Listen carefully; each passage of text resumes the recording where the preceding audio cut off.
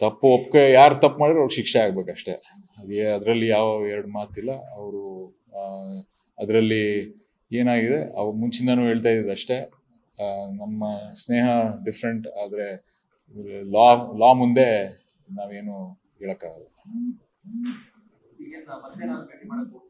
ಇಲ್ಲ, ಏನು ಹೋಗಿಲ್ಲ ಸರ್ ಯಾವಾಗಲೂ.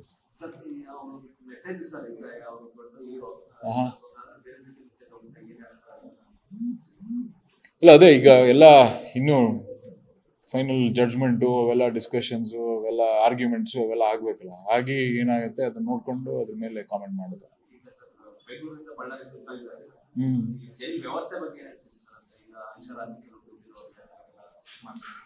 ನಾನು ಫಸ್ಟ್ ಟೈಮ್ ಯಾವಾಗಲೂ ಜೈಲ್ಗೆ ಒಳಗೆ ಹೋಗಿರ್ನಿಲ್ಲ.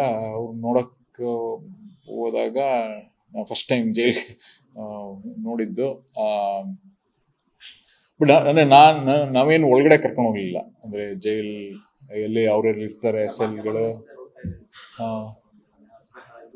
ಇಲ್ಲ ಅದನ್ನ ನಾವು ಅಗೇನ್ ಪರ್ಸನಲ್ ಒಪಿನಿಯನ್, ಎಲ್ಲಾರ್ಗು ಒಂದೇ ತರ ನೋಡ್ಬೇಕು. ಯಾರಿಗೂ ಈಗ ದುಡ್ಡು ಐತೆ ಅಥವಾ ಇನ್ಫ್ಲೂಯೆನ್ಸ್ ಇದೆ, ಪವರ್ ಇದೆ, ಅವ್ರಿಗೆ ಸೆಪ್ರೇಟ್ ಆಗಿ ನೋಡ್ಬೇಕು, ಬೇರೆ ತರ ನೋಡ್ಬೇಕು.